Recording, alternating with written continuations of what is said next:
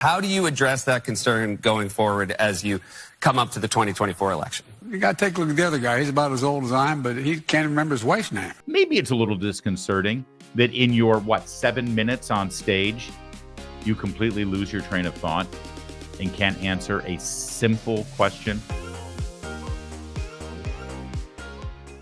Joe Biden decided that he needed to get in front of this whole storyline out there that in some way he's too old or mentally incapacitated to be able to function as president, even though a U.S. attorney has actually submitted legal documents in a court of law saying that he can't even defend himself in court, let alone, have access to the nuclear codes.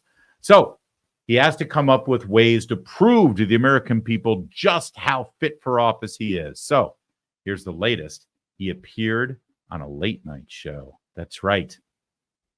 The first sentence in the article promoting the fact that he's showing up on Seth Meyers' show, President Biden is staying up late, making an appearance on Late Night as the NBC show marks its 10th anniversary with Seth Meyers in the hosting chair. And of course, yes, the show is on at 12:30, which is way past his bedtime. But as Jay Caruso points out, they record the show at 4 p.m. So he ain't really staying up late there, is he, guys? So it was 4 o'clock, and maybe they gave him an extra little booster shot, little cocktail of energy and B12. So he probably was at his finest, right? All right, let's have a gander. Here he is writing a joke that was written for him probably by Seth Meyers' writing staff. How do you address that concern going forward as you come up to the 2024 election? You got to take a look at the other guy. He's about as old as I am, but he can't remember his wife's name. Yeah. How do you address that? All right. So there's the big joke. He was asked, how do you address the age concern? He says, look at the other guy.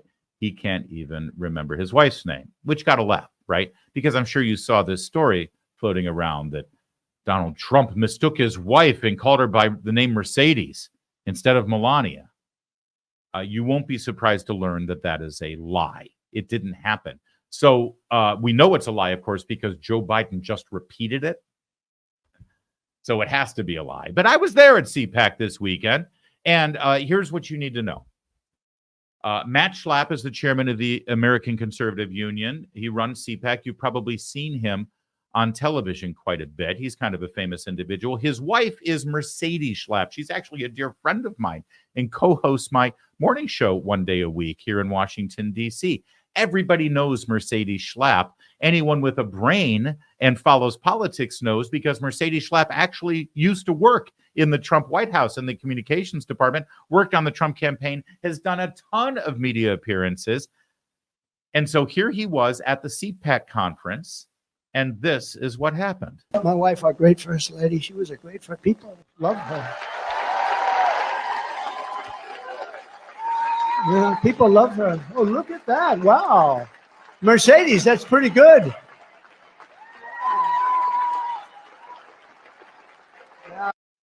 So he gets a standing ovation for mentioning his wife, and he's reacting to the crowd standing up, and he turns to his friend who used to work for him, who is married to the man who's running the CPAC conference, and says, Mercedes, this is pretty good.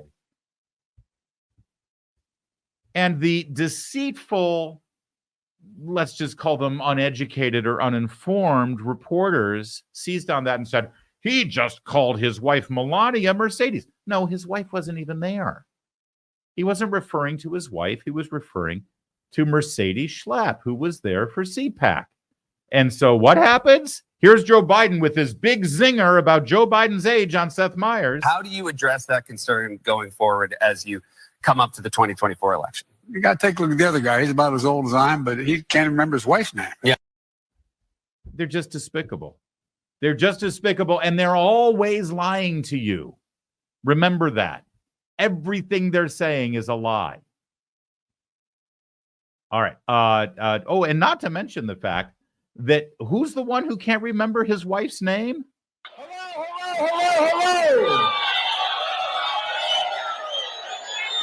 It's a good night. It's a good night. And it seems to be getting even better. They don't call Super Tuesday for nothing. By the way, this is my little sister, Valerie, and I'm Jill's husband. Oh, no, this is oh, you switched on me. This is my wife. This is my sister. Yeah, there's only one politician in this conversation who has literally confused his wife for his sister. Although based on some of the things we're learning about the Biden family, that's, I don't want to go there. Also, by the way, as usual, what a contrast. That was 4 years ago. And look at that Joe Biden compared to this Joe Biden. But I think everything we've gotten done, he's just friendly stated he wants to do away with if he gets elected.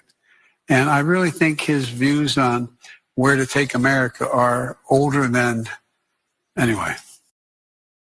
You know, if your one job here on this late night television appearance with Seth Meyers, a pretty friendly territory, by the way, is to convey to the American people that your brain is just fine and you're operating at the highest possible level and there's nothing to worry about. Maybe it's a little disconcerting that in your, 7 minutes on stage, you completely lose your train of thought and can't answer a simple question, a question that you probably knew was coming, because your advance team probably didn't even allow you to do this unless you cleared all of the questions with Seth Meyers' people in the first place. So make your point here, Mr. President. Say it again. But I think everything we've gotten done, he's just friendly stated he wants to do away with if he gets elected.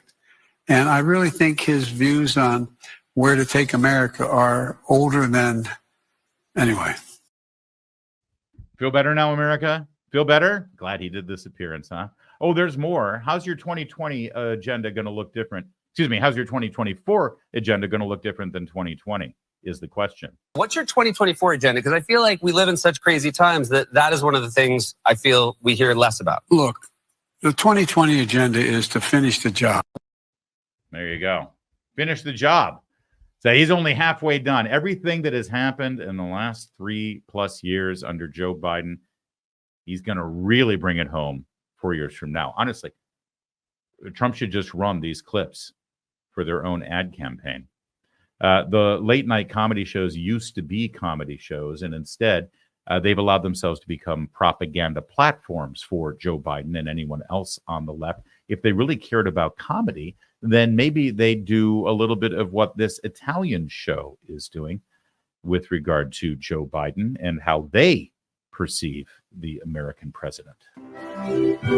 Buonasera, Presidente Biden. Oh, Presidente Biden. President, Mr. President. It's okay? Ok, tutto a posto. Welcome, benvenuto. No, di nuovo, mamma mia. President, Mr. President, ecco. Yeah. Ok, it's okay. Yeah, very good. Si sente bene, Yeah. sì? Sì. Thank you. Thank you. Yeah, America is back, baby. America is back. By the way, you got to love Italian television. Look at how all the guys playing Secret Service men are like, freaking supermodels. Just walked off a photo shoot for Giorgio Armani or mafiosos. I'm not sure. Some stereotypes are there for a reason.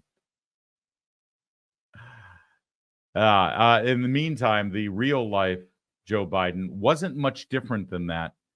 He did a photo op with Seth Meyers there at an ice cream shop, as our friend Clay Travis, who runs Outkick.com, pointed out on X. There's something really weird about a guy, an old man, an adult, who goes out and gets himself ice cream alone without, it's not, not alone, right? He's got Seth Meyers, but he's not, there's no kids, there's no wife, who does that?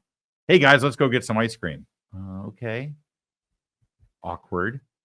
I know this has become a signature thing for him. You know that Biden, he loves his ice cream. No, I think it's a way for him to look, they think, more appealing, warmer, a little more inviting, but it just looks creepy. Look at him.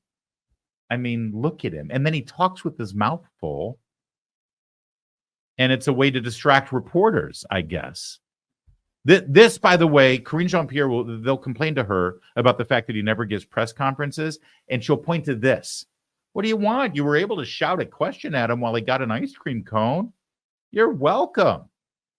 And the White House press corps will be like, you're right. Thank you. We're sorry. We're sorry. So he's asked about the fact that this Thursday he's going to the border, for the first time since ever.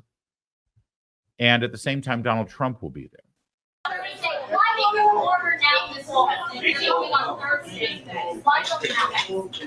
been planning to go Thursday. What I didn't know is my good friend apparently is going. And will you meet with migrants while you're there, Mr. President? Well, I'm not going to announce ahead of time. Secret Service don't like me announcing exactly what I'm doing. So once again, let me reiterate that the entire purpose of this visit to New York and to appear on Late Night with Seth Meyers was to once again reinforce and establish to the American people that the president is completely cognizant, completely capable, and totally in control of his surroundings, the issues at hand, and whatever might come his way as the commander-in-chief and the head of the executive branch of the United States government, the leader of the free world. That's what this whole thing was about. And we showed you the highlights there of his appearance. And, well, just to reiterate, here's what he looks like.